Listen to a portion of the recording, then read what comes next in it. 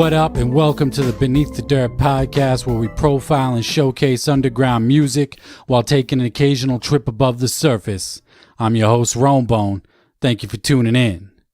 We are just 4 days, count them, 4 fucking days away from Fearless Fred Fury.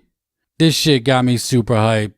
I'm trying not to be as hyped for it. I don't want to be let down. I'm hyped, but I don't have super high expectations for this release. But nonetheless, still hyped. If you head on over to my Instagram page right now, at Beneath Dirt, I'm holding a contest where I'm giving away a copy of the Fearless Fred Fury CD.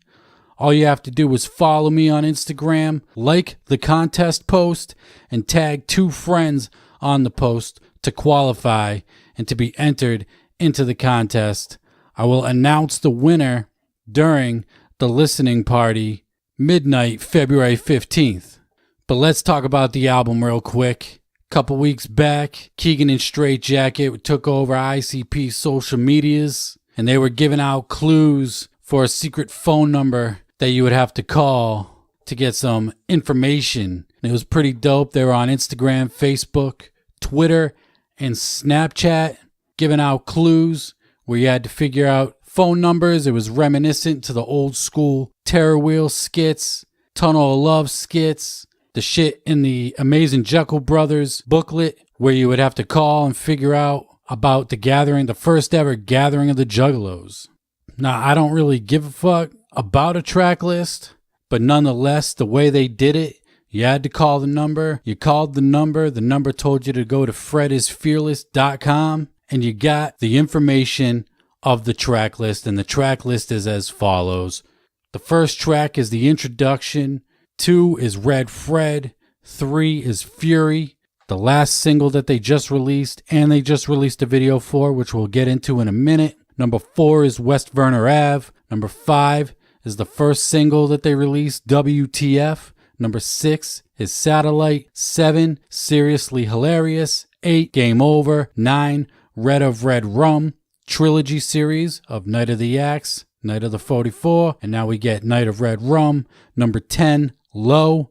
11, Triplex. 12, Nobody's Fault. 13, Hothead. 14, Shimmer. 15, Freedom. 16, Beware. And 17, I Like It Rough. I'm just ready to hear the album. I'm taking nothing away from this track list. Track lists don't get me as hype as it might other people, but dope that we finally got a track list that we were promised 3 months ago. I'm ready for the album. This past weekend, they released the video for Fury. Dope as hell. Violent J in his room, basically going along with his verse of the song, and they're fighting back.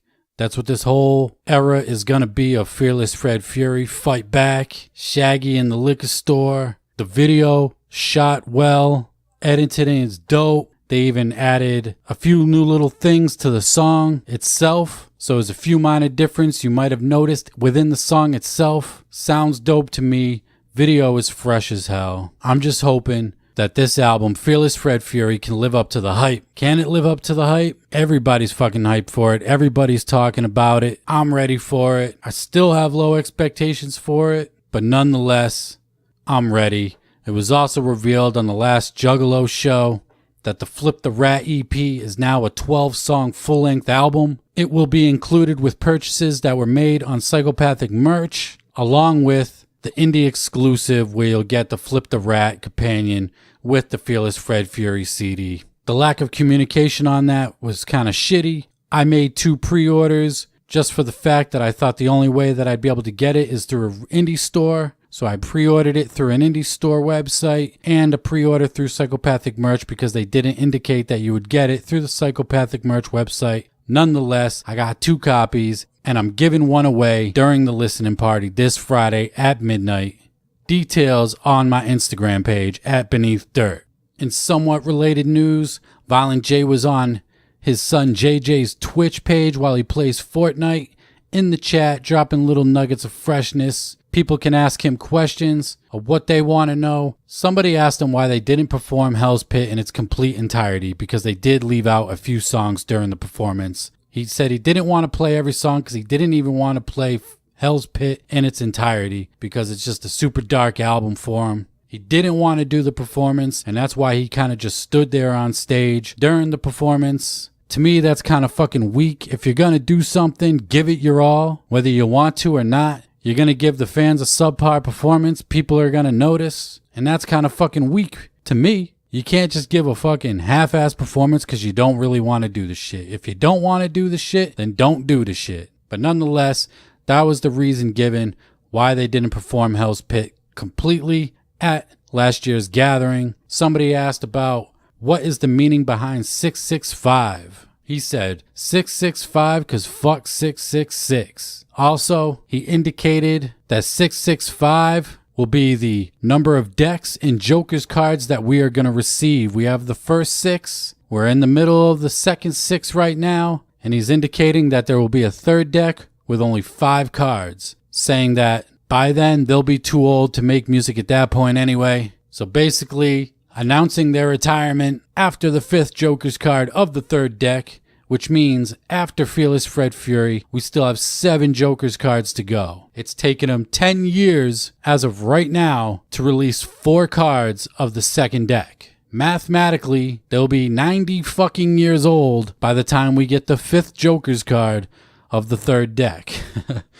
I don't know if my math is completely on point with that, but if that's their plan and they want to release 3 decks, third one having 5, we got 7 cards to go, they need to start hauling ass and really pumping these Joker's cards out faster. I know Violent J likes to wait until he gets the images completely in his head, the meaning behind the Joker's cards. Well, you better start getting those images fucking sooner, more clearer, faster, because you're already getting up there in age, and like I said, by the time we get the 5th card of the third deck, you're going to be old as fuck, and I'm not sure people will be around for that shit. So 7 more Joker's cards to go, y'all, and then that's a wrap for the Dark Carnival and ICP. Now, he didn't formally say that they were going to retire, but he did say that they'd be too old at that fucking point to continue, so that is what it is. Fearless Fred Fury hype. Not only are we getting Fearless Fred Fury this Friday, but Magic Ninja Entertainment announced Twiztid's Generation Nightmare is going up for release April 26th. And I will be the first one to admit that I was completely fucking wrong in my prediction, saying that Generation Nightmare was going to be a completely surprise released the same day as Fearless Fred Fury. The way they were hinting at the album, I thought they were just going to throw it out there. But in reality, that makes no fucking sense. You got to have promotion for it. I thought it would have been a dope tactic. I still think that. But April 26th, we're getting Twiztid's brand new album, Generation Nightmare. They also released the track list, which follows as 1. Live Forever, 2. Phlegm in the Windpipe, 3. Speak Of, 4. Something New, 5. Siamese Amazement, 6. Sick Mind, which was the first single that they released off Generation Nightmare, 7. Here with the Dead, 8. Disappear, 9. Bring Me Back, 10. Magical Spells, 11. Living at the Bottom, the second single they released off Generation Nightmare, 12. Skit 17. 13. Let It Flow, 14. Don't Be Hatin', 15. Role Models, 16. Wreck, 17. If It Matters What I Think Now, 18. For the Nightmare Children, 19. The End of the Beginning, and track 20, Venomous 5, Strike. Couple interesting things with this track list. 1 is track 12, Skit 17. We all know 17 is the number ICP has been using since Carnival of Carnage. What is the significance behind Skit 17? Are we going to get shit talking from Twiztid on this album? I'm with the shits. I love rap beef. Spill some fucking names. Spill the shit. Let it out. Let it out on this album. I want to hear it. Is that what it's going to be? Don't know. Could it be something more positive? Don't know. Something strictly for the Juggalos? Who the fuck knows? But that's interesting. Track 12 on Generation Nightmare. entitled Skit 17. Another interesting note, the only other feature besides the Venomous 5 feature on the last song is Young Wicked, who is mixing down this entire album. That to me is dope as fuck. Y'all know how I feel about Young Wicked. I proclaimed on this podcast. He is the best artist in the underground right now doing it. But them Alla Xul Elu boys are right on his tail with the Almighty. That shit is pretty much an instant classic. I hate calling albums classics so soon. I hate when people do it same day an album is released. Never mind within a few months. But that Almighty album might be and is damn near sounding like an instant classic. And they're featured on the last song on the album as a Venomous 5 feature. Alla Xul Elu and Twiztid with the song Strike. Dope as hell. We got Venomous 5 on the Almighty. We got Venomous 5 on Generation Nightmare. Are we going to get a Venomous 5 project? I want a Venomous 5, at least the EP. That to me would be dope as hell. I'm ready for it. Them Alla Xul Elu boys are dope as fuck. Twiztid been dope. A Venomous 5 project would go stupid hard. Speaking of Alla Xul Elu, the same day that it was announced Twiztid was releasing Generation Nightmare, April 26th, Alla Xul Elu comes out of nowhere with the Church of Xul, brand new album, also releasing April 26th, 2019. No track list yet. Album is up for pre-order. You can get it with a bundle with the Generation Nightmare CD, and they got a bunch of other pre-order packs along with Twiztid's album. This is fucking nuts. We just got an album from Alla Xul Elu in September, and they're putting out a new album in April. Do the math, that's 7 months apart. We're getting 2 brand new full-length albums from Alla Xul Elu within a year. Who is going to have the better album on April 26th? Is it going to be Twiztid or Axe? I sense some friendly competition going on between these two groups. Who do I think is going to have the better album? This is tough because the 2 singles that we've got from Twiztid are pretty fucking hard. Dark.